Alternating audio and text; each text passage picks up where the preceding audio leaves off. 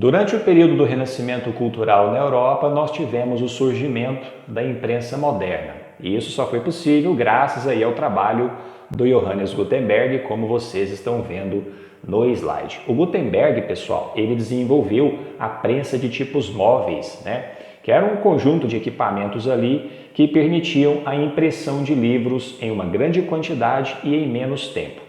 O primeiro livro impresso pelo Gutenberg, inclusive, foi a Bíblia Sagrada.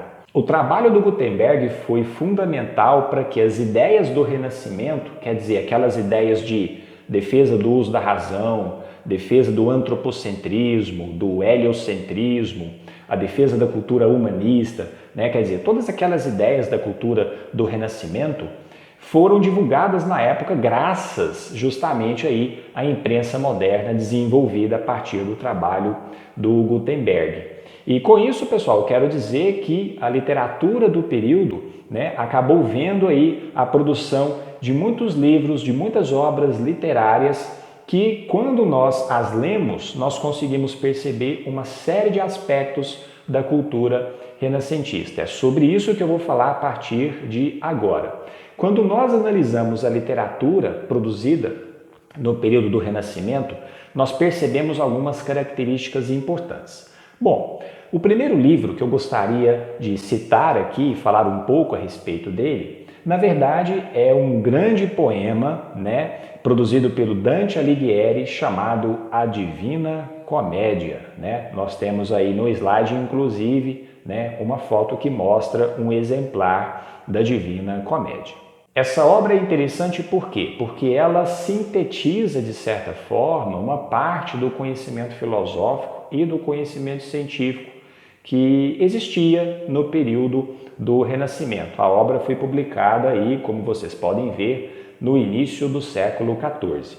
Ela tem uma característica interessante que é o seguinte: quando nós lemos a Divina Comédia, nós percebemos claramente uma mistura entre, de um lado, elementos da cultura cristã e do outro, elementos da cultura pagã, com destaque para elementos aí vindos da Antiguidade Clássica. Então, Dante Alighieri, na Divina Comédia, por exemplo, ele faz referências a aspectos aí da cultura da Roma Antiga.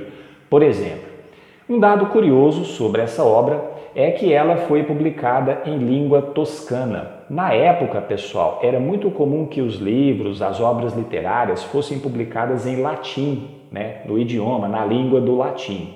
Não era comum você publicar livros nas línguas das regiões específicas, como por exemplo em português, espanhol, inglês, alemão, por aí vai.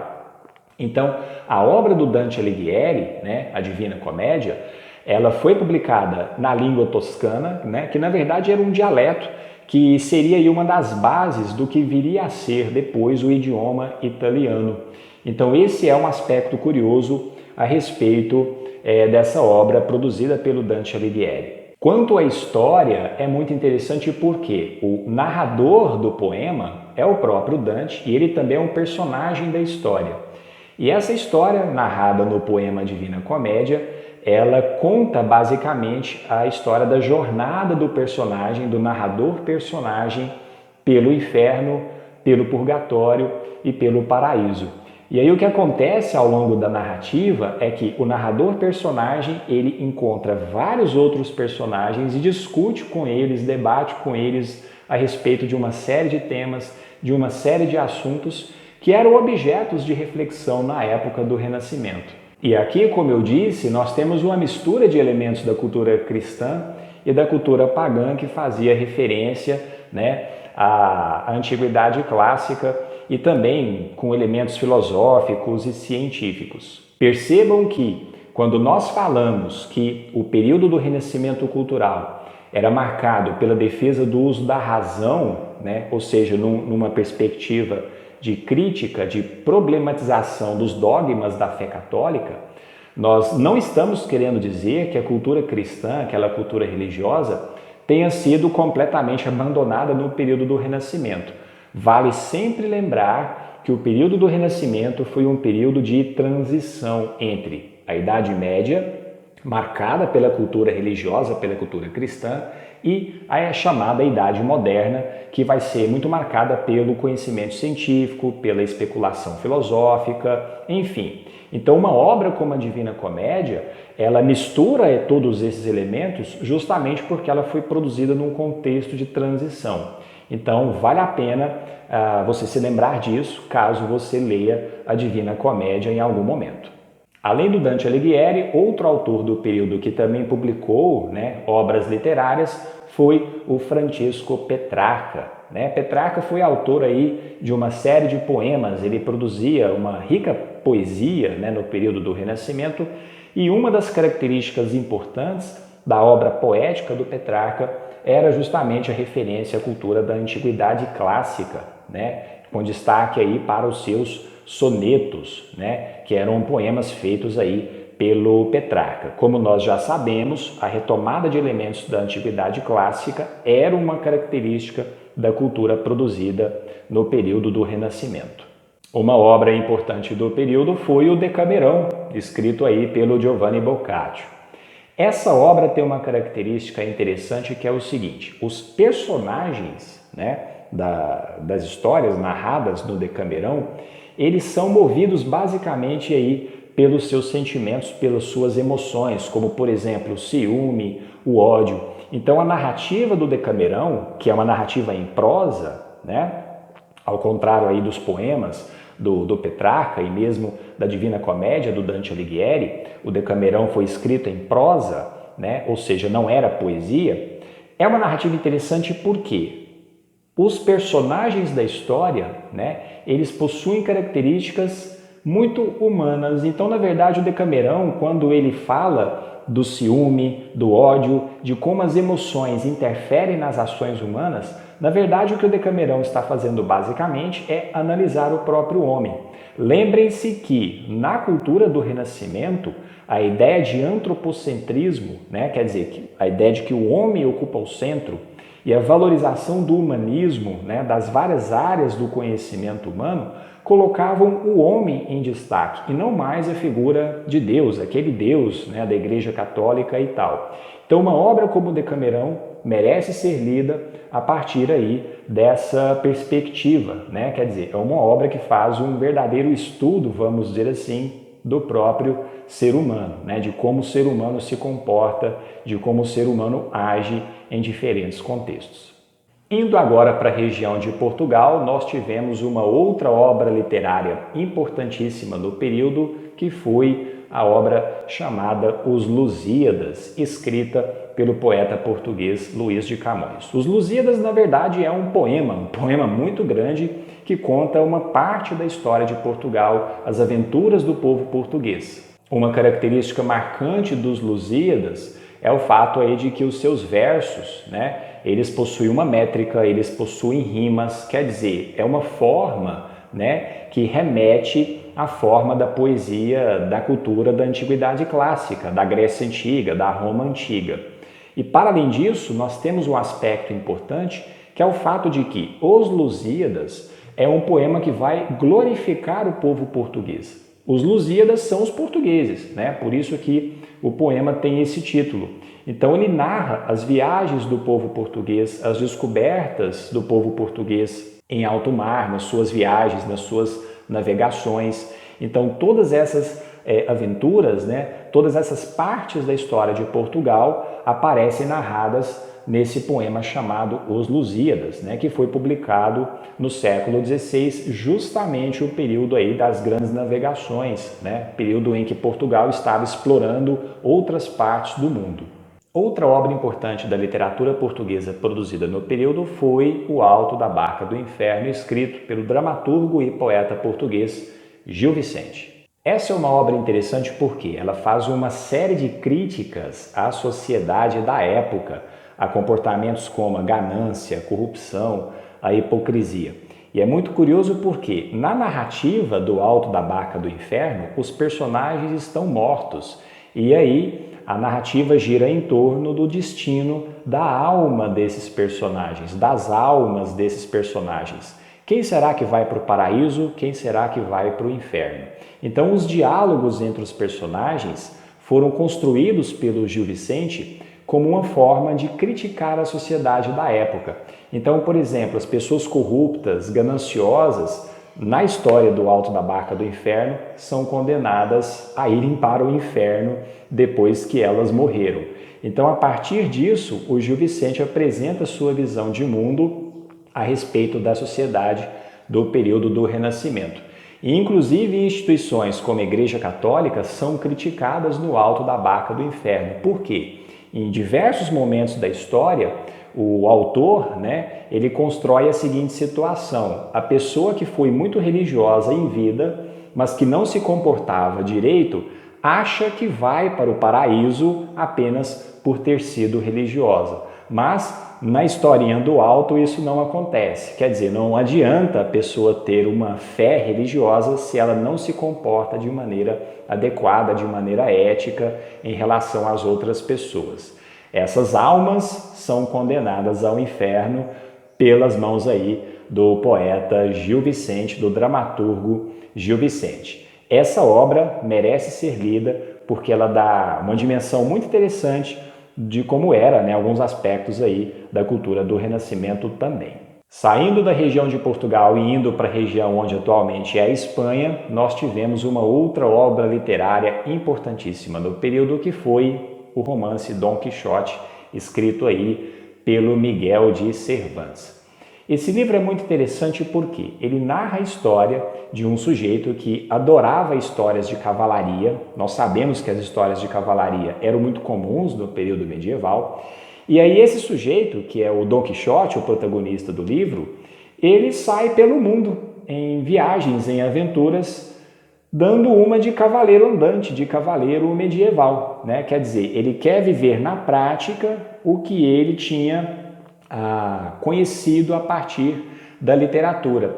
E a partir disso, o personagem ele vive várias situações, ele encontra vários outros personagens, e aí é muito interessante por quê? Porque nos diálogos e nas ações dos personagens, o autor Miguel de Cervantes faz uma série de críticas à realidade política e social da época dele. E tem um aspecto muito fundamental dentro do romance, que é o fato de que o Cervantes, o autor do Dom Quixote, ele apresenta na história duas visões de mundo muito distintas. Uma muito idealista, baseada nos sonhos, que é uma visão de mundo do personagem Dom Quixote, E a outra visão de mundo é aquela visão de mundo mais realista, mais atenta à realidade do mundo, Que muitas vezes é uma visão de mundo que entra em choque com a visão de mundo idealista.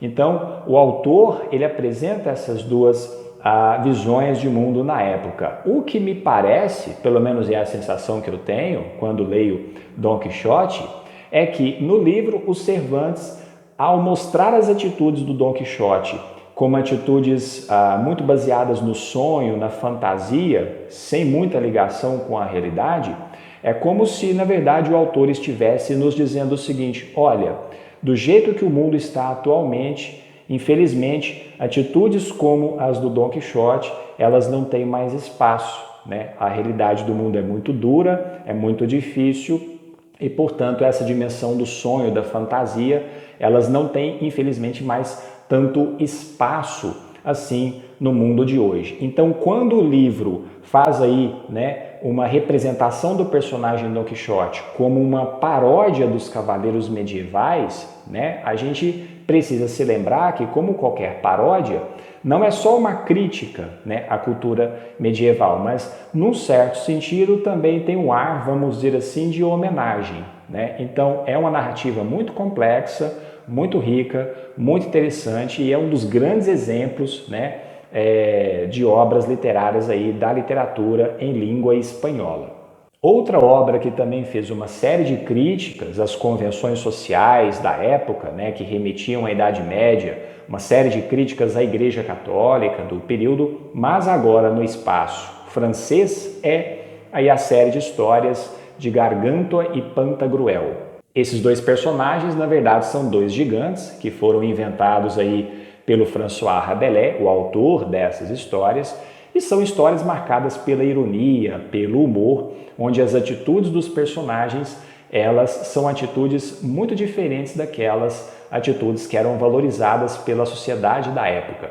E a partir disso, o Rabelais, na verdade, ele mostra uma outra realidade possível dentro do mundo imaginário, né, no qual o Gargantua e o Pantagruel vivem. Um aspecto importante das histórias do Gargantua e do Pantagruel é o fato de que o Rabelais, o autor, usou na hora de escrever essas histórias muita coisa aí do vocabulário da cultura popular da época. Tá? Então, analisar, né, os detalhes dos escritos aí do François Rabelais, como nas histórias de Gargantua e Pantagruel, é uma forma também de nós termos acesso a detalhes da cultura popular do período do Renascimento.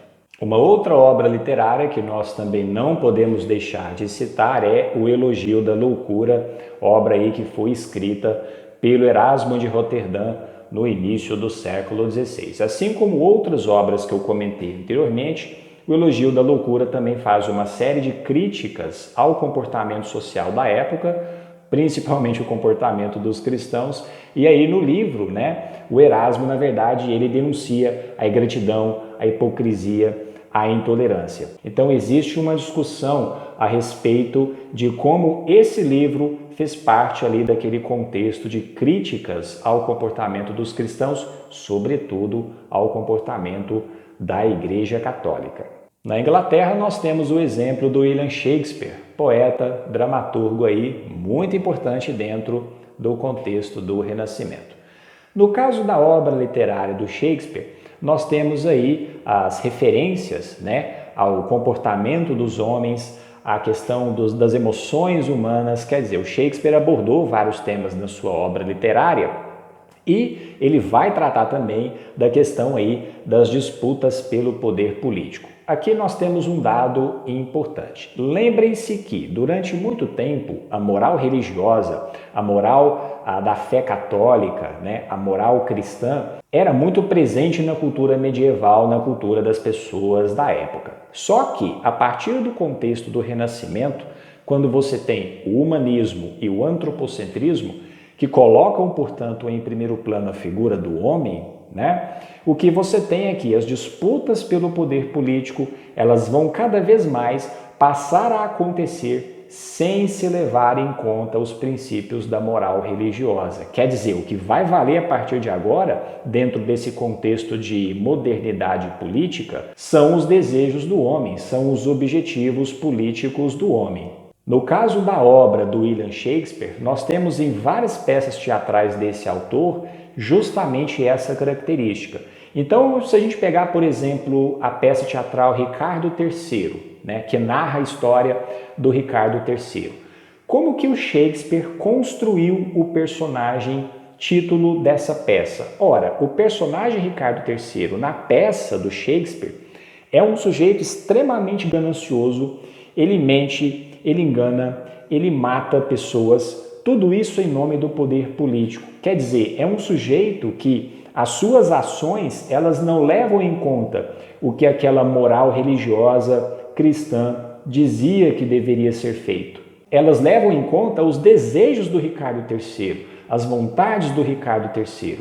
Então, é uma peça teatral muito interessante nesse sentido, porque ela mostra que, a partir do contexto do Renascimento, as disputas pelo poder político vão levar cada vez mais em conta os desejos e as vontades dos homens, quer dizer, deixando de lado o que os princípios da moral religiosa pregavam. E para concluir esse nosso passeio pela literatura produzida no período do Renascimento, quero citar agora duas obras mais voltadas para o campo do pensamento político. A primeira delas é a Utopia, escrita pelo Thomas More, ou Thomas Moros, pode ser que vocês encontrem o nome desse autor escrito de outra forma, que foi uma obra publicada no início do século XVI e que, na verdade, é uma obra que narra uma história aí na qual você tem uma sociedade ideal, uma sociedade perfeita, com liberdade, igualdade entre os homens e com uma valorização aí das virtudes humanas. Ora, uma obra como essa, a Utopia, de Thomas More, ela é interessante em que sentido? Bem, se o autor imagina uma sociedade ideal, isso quer dizer que a sociedade na qual ele vivia na época estava longe de ser ideal. Então, de certa forma, ao escrever a Utopia, o Thomas More criticou as características da sociedade da sua época, como, por exemplo, a falta de liberdade de culto e a desigualdade entre os homens. Então, o raciocínio é basicamente esse. Se uma sociedade ideal é uma sociedade com liberdade e igualdade, isso quer dizer que a sociedade real, aquela que existe, ela é marcada pela desigualdade e pela falta de liberdade. Portanto, ela deve ser transformada. Não custa nada lembrar, pessoal, no contexto do Renascimento, nós tínhamos aí a presença muito forte da ciência, né? As várias inovações tecnológicas que começaram a ser desenvolvidas no período. Então, a partir do contexto do Renascimento, cada vez mais nós temos na mente de muitas pessoas um ideal de progresso, um ideal de evolução, um ideal de desenvolvimento da sociedade da época. Por isso que um cara como Thomas More se sentiu à vontade, portanto, para escrever um livro imaginando uma sociedade ideal. No fundo, o que ele estava propondo era que, a partir do Renascimento, a sociedade pudesse evoluir, que ela pudesse melhorar, né? Que ela pudesse aí acabar com seus aspectos negativos e se tornar, portanto, uma sociedade perfeita, uma utopia, como diz aí o título do livro. O outro exemplo de livro dentro do campo do pensamento político que eu quero citar é a obra O Príncipe, escrita pelo Nicolau Maquiavel no início do século XVI. Basicamente, o tema desse livro é como deve ser exercido o poder político, como o governante deve se comportar. E aqui o Maquiavel ele vai abordar, por exemplo, a questão em torno do uso da força e da violência por parte do governante. Quer dizer, será que o governante deve usar a força? Será que o governante ele deve usar da violência em relação aos seus adversários políticos? Como que o governante deve se comportar? O raciocínio do Maquiavel vai dizer duas coisas. Primeiro, o governante precisa contar com a sorte, ele precisa contar com a fortuna, quer dizer, para ele conseguir se manter no poder, ele precisa ter boas oportunidades para fazer isso. E, segundo, o governante também deve ser capaz de se adaptar às situações difíceis, de agir diante das dificuldades e dos imprevistos, que é uma habilidade que o Maquiavel vai chamar de virtude. Então, o governo deve ser exercido aproveitando-se das oportunidades dadas pela fortuna e também utilizando-se aí da virtude, dessa capacidade de se adaptar a determinadas situações. Se o governante conseguir fazer isso, ele certamente vai conseguir manter o poder nas suas mãos por mais tempo. Então vejam que a obra O Príncipe, né, escrita pelo Maquiavel, é uma obra que vai colocar em debate, vai colocar em discussão como deve ser feito aí as questões de governo, as questões ligadas ao poder político. E isso é fundamental na época, porque esse período, né, do Renascimento, de transição da Idade Média para a Idade Moderna, vai ser justamente o período em que vão surgir as monarquias centralizadas, né? Os governos centralizados de países como Portugal, Espanha, Inglaterra, França, quer dizer, é o momento em que nós temos o aparecimento, o surgimento do chamado Estado moderno, né? Que depois eu vou fazer um vídeo aqui no canal a respeito especificamente desse assunto. E, portanto, a obra do Maquiavel dialoga com essa época, dialoga com esse contexto aí do Renascimento. E é isso, pessoal. O vídeo certamente ficou um pouco longo, mas eu espero, né, que vocês tenham percebido aí algumas características da literatura e do pensamento político produzidos no contexto do Renascimento. Se esse vídeo foi útil para você, deixa o like, aproveita, se inscreve também no canal e compartilhe nas suas redes sociais para a gente divulgar o conteúdo aqui do meu canal para mais e mais pessoas. Vou ficando por aqui, vejo vocês numa próxima oportunidade. Um grande abraço.